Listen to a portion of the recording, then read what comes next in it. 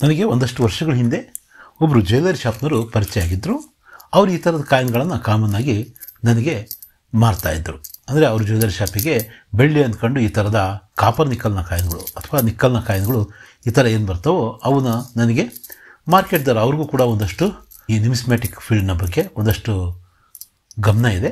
ಮತ್ತು ಒಂದಷ್ಟು ನನಗಿಂತ ಸೀನಿಯರ್ ಅನಿಸುತ್ತೆ ಅವರು ತಮ್ಮಲ್ಲಿ ಆಗಿ ಉಳಿದಂತಹ ಒಂದಷ್ಟು ಕಾಯಿನ್ಗಳನ್ನು ನನಗೆ ತಕ್ಕ ಬೆಲೆಗೆ ಅವರು ಮಾರ್ತಾಯಿದ್ರು. ಭಾಳಷ್ಟು ಸಲ ನಾನು ಅವ್ರ ಹತ್ರ ಈ ಥರದ ಕಾಯಿನ್ಗಳನ್ನು ಕೊಂಡ್ಕೊಂಡು ಬರ್ತಾಯಿದ್ದೆ. ಕೆಲವೊಮ್ಮೆ ಲಾಸ್ ಅನ್ನಿಸ್ತಾ ಇತ್ತು, ಕೆಲವೊಮ್ಮೆ ಪರವಾಗಿಲ್ಲ ಒಳ್ಳೆ ಕಾಯಿನ್ ಕೊಟ್ಟಿದ್ದಾರೆ ಅಂತ ಅನ್ನಿಸ್ತಾ ಇತ್ತು. ಈ ಸಲ ನಿನ್ನೆ ಈ ಇದರಲ್ಲಿರ್ತಕ್ಕಂಥ ಕಾಯಿನ್ಗಳು ಅವರ ಹತ್ರದಿಂದ ತಂದೆ. ನಾನು ಎಷ್ಟು ಸುಮಾರು 4,000 ರೂಪಾಯಿ ಕೊಟ್ಟು ತಂದೆ. ಇದರಲ್ಲಿ ಕೆಲವು ಇದು ನೋಡ್ರಿ, ನೆವಾಡಾ ಅಂತಕ್ಕಂಥದ್ದಿದೆ. ಇದು ಯುನೈಟೆಡ್ ಸ್ಟೇಟ್ಸ್ ಆಫ್ ಅಮೇರಿಕಾದ 2006ನೇ ಒಂದು ಕಾಯಿನು. ಇದು 2006 ಕಾಣಿಸ್ತಾ ಇದೆ ಅಲ್ವಾ, 2006ನೇ ಒಂದು ಕಾಯಿನು. ಇದು ಬೆಳ್ಳಿ ಕಾಯಿನಲ್ಲ. ಇಲ್ಲಿದ್ದ ಸಿಲ್ವರ್ ಸ್ಟೇಟ್ ಅಂತ ಇರೋದಕ್ಕೆ ಅವರು ಬೆಳ್ಳಿ ಕಾಯಿನೇನೋ ಅಂತ ಅಂದ್ಕೊಂಡ್ರಂತೆ. ಆಮೇಲೆ ಗೊತ್ತಾಯ್ತು ಅದು ಅಲ್ಲ ಅಂತ. ಇದು $250 ಕಾಯಿನು. ಈ ಥರ ಇದು ಉಲ್ಟಾ ಇರುತ್ತೆ, ಯಾಕಂದರೆ ಅವರು ಈ ಥರ ತಿರುವು ಹಾಕ್ತಾರಂತೆ, ಈ ಥರ ತಿರುವು ಹಾಕ್ತಾರಂತೆ. ಹಾಗಾಗಿ ಇದು ಅಲ್ಲಿ ಕಾಮನ್ನು ಮಿಲ್ಲಡ್ ಅಂತ ಏನೋ ಕರೀತಾರೆ ಇದನ್ನು. ಈ ಥರದ ಒಂದು ಕಾಯಿನ್ಗಳು ಅಮೇರಿಕಾದಲ್ಲಿ ಅಥವಾ USA ಕಾಮನ್ ಆದಂತಹ ಒಂದು ಕಾಯಿನು. ಇದನ್ನು ಯಾವುದೇ ಎರರ್ ಅಲ್ಲ. ಇದು ನಮ್ಮಲ್ಲಿ ಆಗಿದ್ದರೆ ಈ ಥರ ನೋಡಿದರೆ ಇವೆರಡು ಒಂದೇ ಥರ ಇರುತ್ತೆ. ಹೀಗೆ ನೋಡ್ತೀವಿ ನಾವು, ಅವ್ರು ಈ ಥರ ನೋಡ್ತಾರಂತೆ. ಹಾಗಾಗಿ ಈ ಸುಂದರವಾದ ಕಾಯಿನು. ಮತ್ತು ಇದ್ರ ಬಗ್ಗೆ ನಾನು ಬೇರೆ ಬೇರೆ ಕಡೆ ವಿಚಾರಿಸಿದಾಗ ಇದೊಂದು ನಾರ್ಮಲ್ ಆದಂಥ ಕಾಯಿನು. ಇದರ ಮುಖಬೆಲೆ ಅಷ್ಟೇ $250 ಅಂದರೆ ಹೆಂಗಿದ್ರೆ 20-22 ರೂಪಾಯಿ ಇರುತ್ತಲ್ವ. 20 ರೂಪಾಯಿಂದ 50 ರೂಪಾಯಿವರೆಗೂ ಇದರ ಬೆಲೆ ಇವತ್ತು ಇದೆ ಅಂತೆ. ಸರಿ, 4,000 ರೂಪಾಯಿ ಕೊಟ್ಟು ತನ್ನಲ್ಲ, ಅದೇನು ವರ್ಕೌಟ್ ಆಯ್ತಾ ಇಲ್ಲ ಅಂತಕ್ಕಂಥದ್ದು ಇವತ್ತು ನಿಮ್ಮ ಮುಂದೆ ನಾನು ನೋಡೋಣಂತೆ. ಇದು ಇನ್ನೊಂದು ಕಾಯಿನು. ಇದು 1835 ಕಾಯಿನು. ಇದು ಕೂಡ ಫಾರಿನ್ ಮಿಂಟಿಂದ ಆಗಿರೋದ್ರಿಂದ ಇದು ಕೂಡ ನೋಡ್ರಿ ಹೇಗಿದೆ, ಹೀಗೆ ಉಲ್ಟಾ ಇದೆ ಇದು ಅಲ್ವಾ. ಇದು ಕೂಡ ಎರರ್ ಅಲ್ಲ,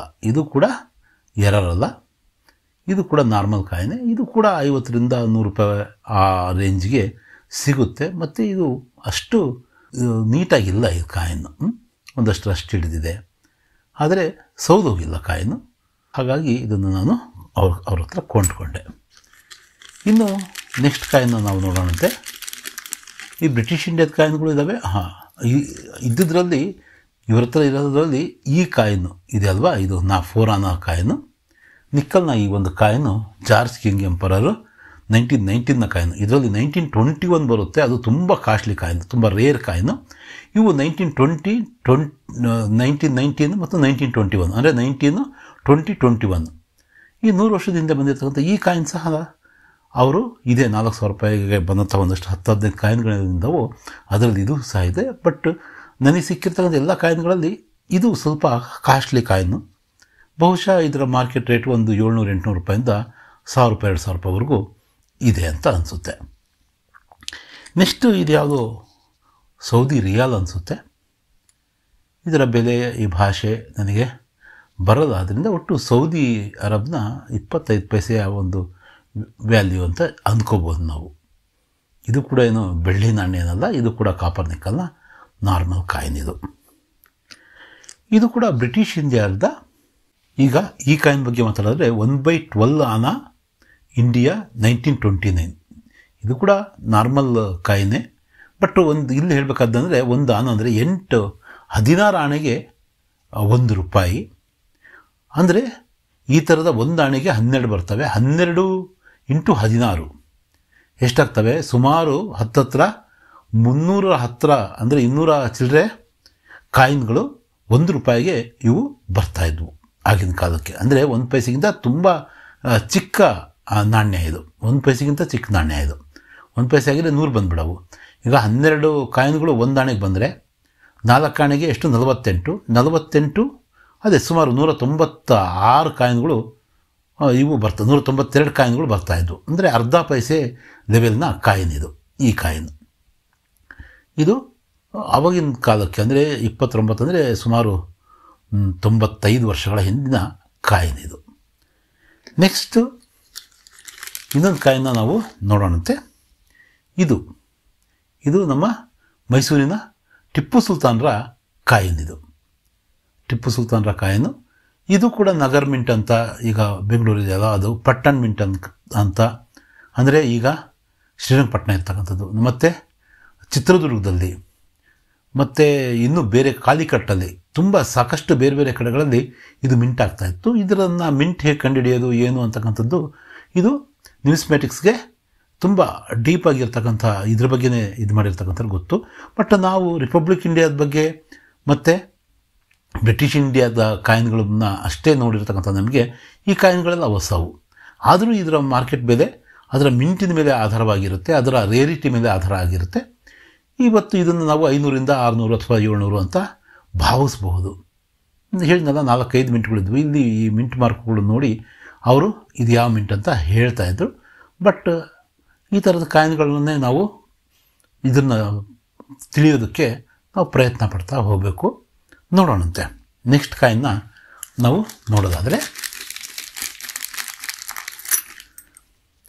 ನೆಕ್ಸ್ಟ್ ಕಾಯಿನ್ ಇದು ಯಾವುದೋ ಒಂದು ಬೆಹ್ರೇನ್ನ ಕಾಯಿನ್ ಅನಿಸುತ್ತಿದ್ದು, ಕಿಂಗ್ಡಮ್ ಆಫ್ ಬೆಹ್ರೇನ್ ಅಂತ ಇಲ್ಲಿದೆ ನೋಡಿರಿ. ಇದು ಅಷ್ಟೇ, ಇದು ತನ್ನ ಮುಖಬೆಲೆ ಅಷ್ಟು ಒಂದು 60-70 ರೂಪಾಯಿ ಬೆಲೆ ಇರ್ತಕ್ಕಂಥ ನಾರ್ಮಲ್ ಆದಂಥ ಒಂದು ಫಾರಿನ್ ಮಿಂಟ್ನ ಕಾಯಿನು. ನೆಕ್ಸ್ಟ್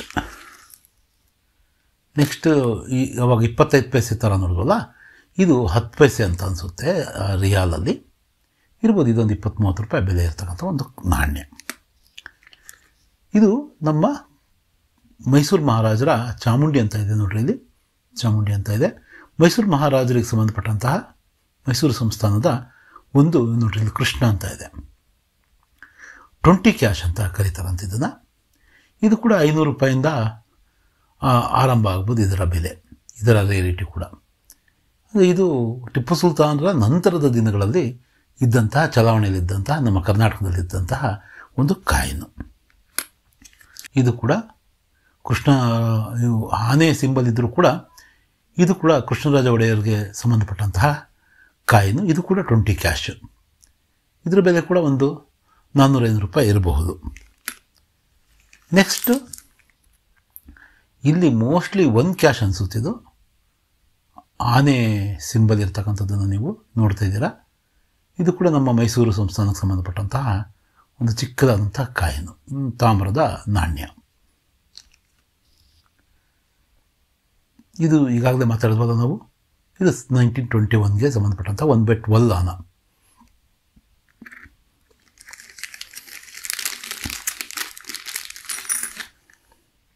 ಇದು ಹಾಫ್ ಆನ, 1835ರ ಹಾಫ್ ಆನ. ಇದು ಈ ಕಂಡೀಷನಲ್ಲಿ ಒಂದು 100-150 ರೂಪಾಯಿ ಇದರ ಬೆಲೆ ಇರಬಹುದು. ನೆಕ್ಸ್ಟ್ ಇದು ಕ್ವಾರ್ಟರ್ ಆನ. ಕ್ವಾರ್ಟರ್ ಆನ ಅಂದರೆ ಇವು 4 ಸೇರಿ 1 ಆನ ಆಗುತ್ತೆ. 1919ಗೆ ಸಂಬಂಧಪಟ್ಟಿರ್ತಕ್ಕಂಥ. 1919 ಅಂದ ತಕ್ಷಣ ನಮ್ಗೆ ಆ ಘೋರ ದುರಂತ, ಜಲಿಯನ್ವಾಲಾ ಬಾಗ್ನ ಘೋರ ದುರಂತ, ಪಂಜಾಬಲ್ಲಿ ನಡೆದಂತಹ, ಅಮೃತಸರದಲ್ಲಿ ನಡೆದಂತಹ ನೆನಪಾಗುತ್ತೆ. ಸೊ ಆವತ್ತಿನ ಕಾಲದ ನಾಣ್ಯ ಇದು. ಇದು ಕೂಡ ಅಮೇರಿಕದ ನಾಣ್ಯ. 1998ರ ಒಂದು ನಾಣ್ಯ, USA 5 ಸೆಂಟ್ಸ್ ಅಂತ ನೋಡ್ರಿ ಇಲ್ಲಿದೆ. ಇದು ಕೂಡ ಇದರ ಮುಖಬೆಲೆ ಅಷ್ಟೇ ಬೆಲೆ ಇದಕ್ಕೂ ಕೂಡ. ಇದು ನೋಡ್ರಿ ನಮಗೆ 1947ರಲ್ಲಿ ಸ್ವಾತಂತ್ರ್ಯ ಬಂತಲ್ವ, ಆಗಿನ ನಾಣ್ಯ 4 ಆಣೆ ಇದು ನೋಡ್ರಿ. 1 ಕ್ವಾರ್ಟರ್ ರೂಪಾಯಿ ಅಂತ ಇದೆ. ಇಲ್ಲಿ ಫಾರ್ಸಿಯಲ್ಲಿದೆ, ಇಲ್ಲಿ ಹಿಂದಿಯಲ್ಲಿ ಎಷ್ಟಿದೆ, ಪಾವ್ ರೂಪಾಯಿ ಅಂತ ಇದೆ. 4 ಆಣೆ ಅಂತ ಕೂಡ ಕರೀತಾರೆ. ತುಂಬ ಚೆನ್ನಾಗಿದೆ ಇದು, ಒಳ್ಳೆ ಲಸ್ಟರಿಂದ ಆಲ್ಮೋಸ್ಟ್ UNC ಅಂತ ಕರಿಬೋದು. ಹಾಗಾಗಿ ಇದು ಕೂಡ ತುಂಬ ರೇರ್ ಆದಂಥ ಕಾಯಿನಲ್ಲ, ತುಂಬ ಕಾಮನ್ ಆದಂತಹ ಕಾಯಿನೆ ಇದು ಕೂಡ.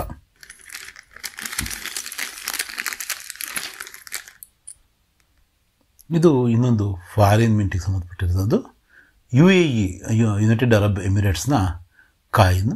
ಇದರ ಮುಖಬೆಲೆ ಎಷ್ಟು, 60-70 ರೂಪಾಯಿನೋ ಇದು ತೋರಿಸ್ದಂಗೆ ಇತ್ತು ಇದರ ಇವತ್ತಿನ ಬೆಲೆ. ಇಲ್ಲಿ ಡೇಟ್ ಇದ್ದಾವೆ, ಬಟ್ ನಮಗೆ ಅವು ಗೊತ್ತಾಗಲ್ಲ. ಸರ್, ಆಯಿಲ್ ರಿಫೈನರಿಯ ಒಂದು ಚಿತ್ರ ಇದು ಅಂತ ಒಂದು ಮಧ್ಯಪ್ರಾಚ್ಯದ ಕಾಯಿನು. ಇದು ಮತ್ತೆ 1 ಕ್ವಾರ್ಟರ್ ಆನ, ಯಾರು ಜಾರ್ಜ್ ಕಿಂಗ್ ಎಂಪರರ್ದು. 1919 ನೋಡಿದಾಗ ಇದು 1920 ನಾಣ್ಯ. ಇದು ವಿಶೇಷವಾದ ನಾಣ್ಯ ಏನಲ್ಲ, ಇವೆಲ್ಲವೂ ಕೂಡ 20-30 ರೂಪಾಯಿ ಈ ಒಂದು ಕಂಡೀಷನಲ್ಲಿ. ಇದು ಕೂಡ ಅಮೇರಿಕಕ್ಕೆ ಸಂಬಂಧಪಟ್ಟಂತೆ 1972 ನಾಣ್ಯ. ಇದ್ರ ಬಗ್ಗೆ ವಿಚಾರಿಸಿದಾಗ ನೋಡಿದಾಗ ಇದು ಕೂಡ 5 ಸೆಂಟ್ಸ್. ಇದು ಕೂಡ ನಾರ್ಮಲ್ ಕಾಯಿನ್. ಇದು ಕೂಡ ಏನು ವಿಶೇಷವಾದ ಒಂದು ಹೆಚ್ಚಿನ ಬೆಲೆ ಇರ್ತಕ್ಕಂಥ ಕಾಯಿನೇನು ಅಲ್ಲ, ಮುಗಿದು ಬಿದ್ದಿರೋ ಕಾಯಿನೇನು ಅಲ್ಲ. ಸೊ ನೆಕ್ಸ್ಟು ಇದು ಇದು 1985 1 ಡೈಮ್ ಅಂತೆ. 1 ಡೈಮ್ ಯುನೈಟೆಡ್ ಸ್ಟೇಟ್ಸ್ ಆಫ್ ಅಮೇರಿಕಾದ 1 ಡೈಮ್ ಇದು. ಬಟ್ ಚೆನ್ನಾಗಿದೆ, ಕಾಯಿನ್ ಚೆನ್ನಾಗಿದೆ, ಲಸ್ಟರ್ ಅದೆಲ್ಲ ಇದೆ. ಇದು 1929 ಒಂದು ಜಾರ್ಜ್ ಕಿಂಗ್ ಎಂಪರರ ಒಂದು ಕ್ವಾರ್ಟರ್ ಆನ ಇದು. ಇವಿಷ್ಟು ನಾಣ್ಯಗಳನ್ನು ನಾನು ಇವತ್ತು ಈ ಸಲ ತಗೊಂಡೆ.